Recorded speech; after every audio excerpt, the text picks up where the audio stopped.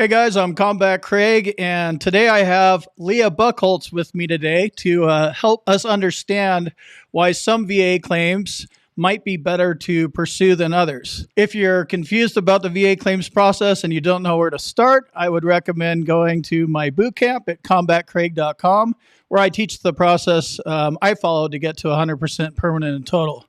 I left a link to the boot camp and also Leah's contact information if you want to reach out to her. So here's Leah.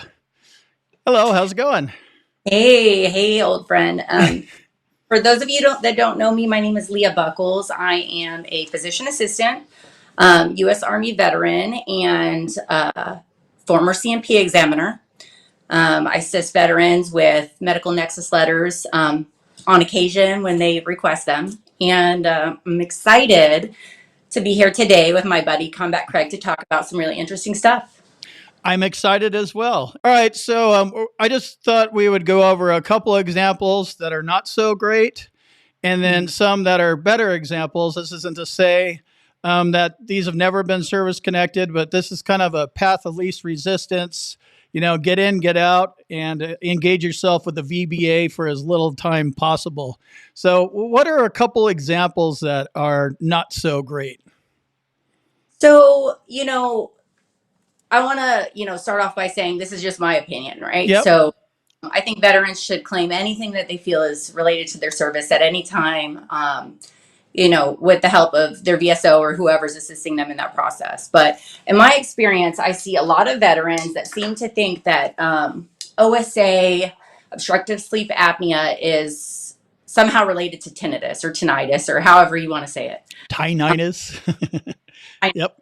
So this is a really tough one. I know that a lot of veterans have gotten this service connected with like a mental health condition as an intermediate step. So, if for some reason you've had really bad tinnitus and the VA decides that you have an anxiety disorder or somatic symptom disorder or depression related to tinnitus, and then you subsequently develop OSA, there's kind of a link there because we're now talking about the mental health condition, right? Yep. But if we take that out of the picture and we remove the mental health service connection and we're strictly looking at tinnitus as it relates to obstructive sleep apnea, it just doesn't make sense to me. Tinnitus is, ringing in your ears, and obstructive sleep apnea is due to relaxation of the upper airway or collapse of the upper airway, causing an obstruction that doesn't allow air to pass, right? Yep. I don't know how tinnitus would cause that, Yeah, period. doesn't make sense to me. I have both. I'm not service connected for sleep apnea, but I am service connected for tinnitus. And yeah, Yeah. the ringing in your ears, I've had it my whole life. Sleep apnea, I developed later in life. I don't see the link between the two, so I never filed that claim.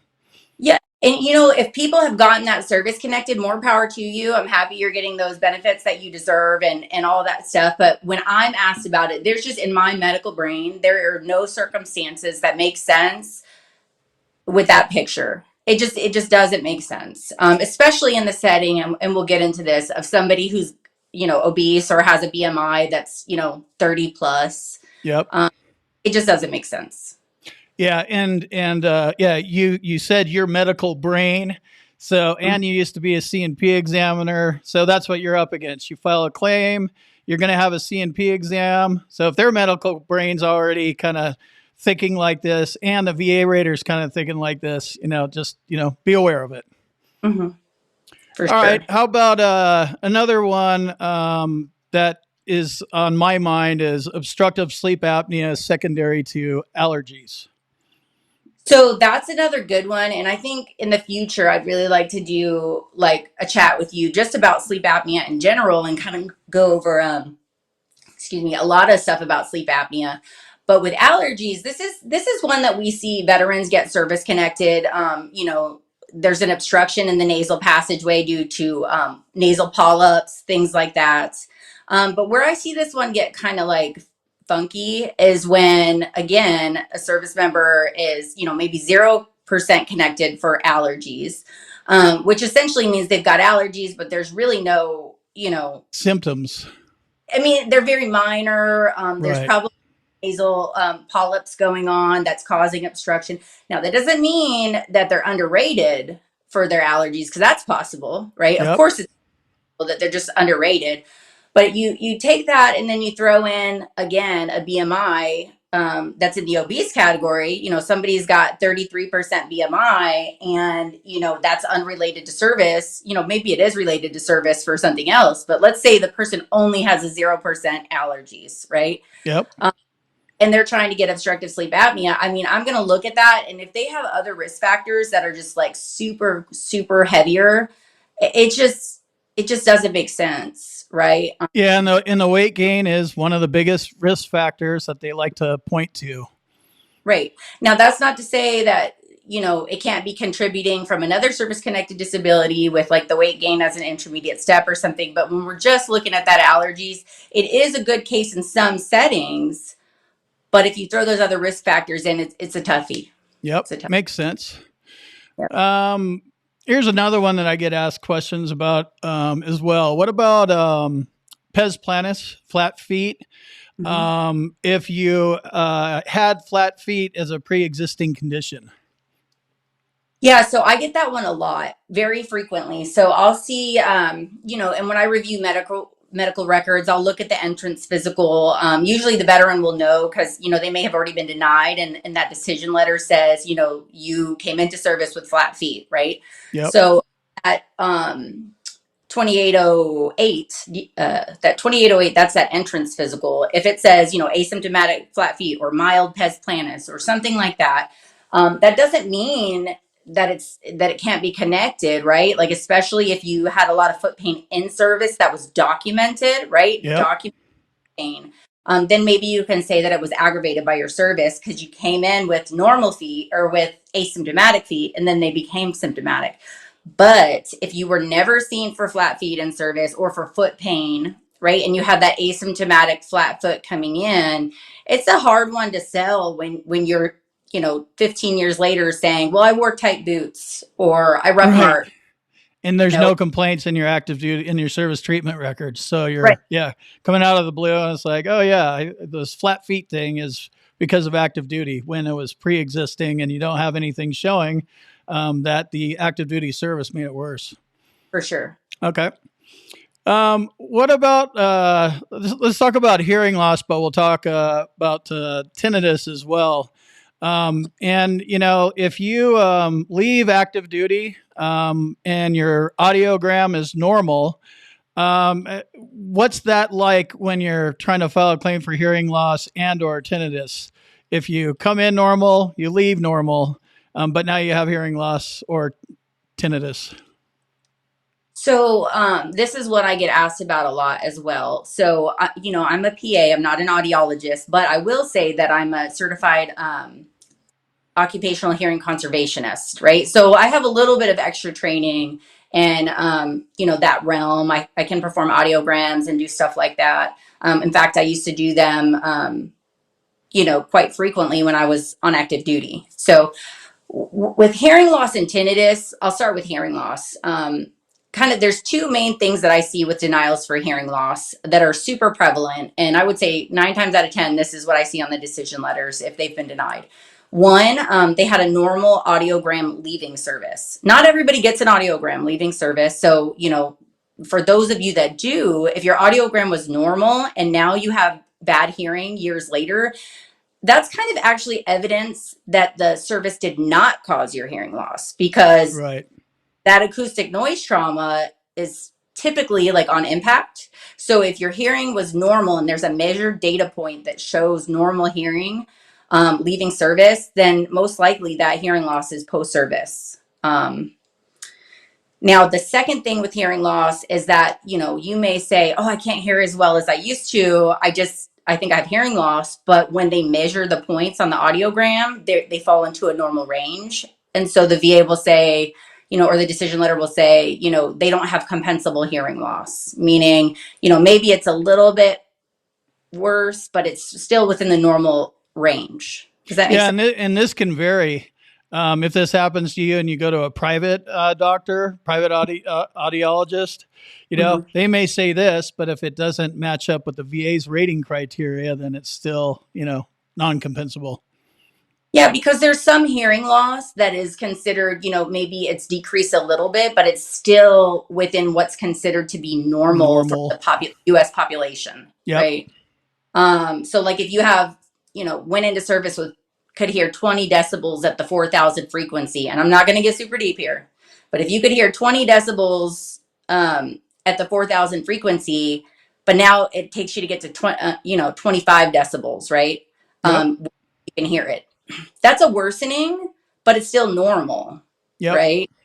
Um, so, and then moving on to tinnitus, this is a little bit different because there's not really an objective measurement for that. That's kind of a subjective complaint. Like, there's no way to measure that somebody truly has tinnitus, right? Right. So basically with that one, where I see this one kind of problematic is veterans will sometimes, if their tinnitus starts after service, if it started 10 years after service, again, it's unlikely that that's going to get connected because, and again, I don't know everything, but if your tinnitus started many years after leaving service, that's a hard one to say, okay, well, it was due to your noise trauma in service, if that makes sense. Yeah, it does. And that's how I lost my first claim when I was completely clueless. And in my personal statement was where it was. And I wasn't focusing on when it actually started with being on the flight lines and when the ringing started and actually pointing to dates in service. So my approach was kind of like, I have tinnitus. I was on the flight lines. Duh, kind of use the duty to assist. So pointing it out, and you have to say when on active duty, some kind of time frame or date or something like that. You need to connect it. Yeah, and even having that VA letter that shows, I forget what it's called. You probably know the one that shows the duty, like MOS, noise exposure checklist. Yep. Just because you have a high density MOS for noise exposure, like if you're saying verbalizing I'm an 11 Bravo infantryman, and my tinnitus started 15 years after I got out. Well, just because you fall on that list, if your report is that it started way later, it doesn't matter. Yep. Not service connected. um yeah, so that's it about that, I think. All right. What about COPD if you're a smoker? Yeah, so that's a tough one. People, COPD, I haven't seen a ton of people get connected for that. I mean, I'm sure there are tons. I just haven't seen a ton of them. And generally the reasons for denial are that, smoking is like probably the number one cause of COPD. I mean, don't quote me on that, but I'm pretty sure. And so even if you have like asbestos exposure and stuff like that, it's still like it's a tough one if you're a prior smoker. I've just seen them rejected tons of time because there's really no greater risk factor, if that makes sense. Yeah, it does. And I am a prior smoker. I smoked up until 2011. So every time I would go to the VA, they ask you, are you a smoker? So it's yes, yes, yes, yes, yes. So I have a lot more yeses than I have nos. Mhm. In the first 20 years versus the last 10 or whatever. So that's something that's going to be used against you when we're talking about medical evidence and understanding it. If the claim you're going after, smoking can affect it, you should be aware of that. So COPD is one of many examples. Mhm. What about let's go. Those were kind of weaker examples, if you will. What about some better examples? Things that make a little bit more sense, like erectile dysfunction secondary to any mental health disorder. Start there.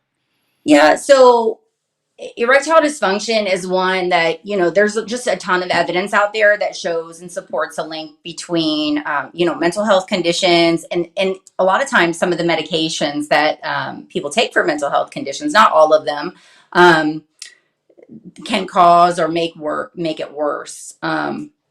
So I think that's a pretty straightforward one. Sometimes it can get kind of sketchy if you have some other risk factors, like if you're a diabetic, that can kind of impair it a little bit because diabetes is strongly linked to that as well. Or if you've got like low testosterone or something like that, that can also throw a wrench in some things at times. But if you're pretty much healthy person and you've got ED and you've got a mental health condition and you report, hey, this is like, related, it started after I had symptoms for PTSD or anxiety or whatever, or after I started my Zoloft or whatever medication. I think that's a pretty straightforward one, in my opinion, anyways. All right, let's try another one. What about radiculopathy secondary to degenerative disc disease, or DDD? So that, in my opinion, is, again, it's so closely related. If you've got degenerative disc disease and you have like a disc that is jamming up on a nerve root, and you have symptoms in that area that nerve root travels to, and you're connected for that level of your spine or that degeneration in that area, like, I think that's a pretty no brainer, because there's really not a lot else that's going to cause that. You could have peripheral neuropathy, which is something totally different, but if you've got a legit diagnosed radiculopathy at that level and you're service connected at that level for the back, like, I 9 times out of 10 I see that one approved. File that claim. Mm-hmm. All right. What about headaches are a big one. So let's say I have tension headaches, migraines. I think there's 150 of them or something like that. If my migraines or headaches started on active duty and I have good documentation in my service treatment records, and I've been seeing the VA for however many years, how do you feel about that claim?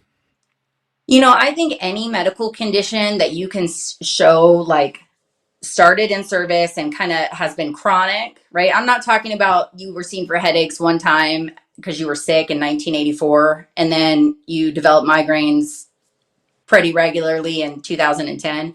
But if you were like seen multiple times for migraines, treated, received medications for it, continue to have those after service, and you can show that continuum, I think that, along with any other medical condition that has that kind of overarching like theme, is pretty straightforward also. Yep. And that's one of the reasons why secondary claims can sometimes be easier. Direct service connection, it has to be related to active duty, and secondaries are just a disability kind of caused by another thing that's already service connected. So something to think about. All right, cool. Well, just kind of wanted to make this one little quick tip, a couple, good, not so good examples and some better ones. And thanks for joining me today, Leah. And we'll make another video soon. It's always fun. Thanks for having me. Awesome.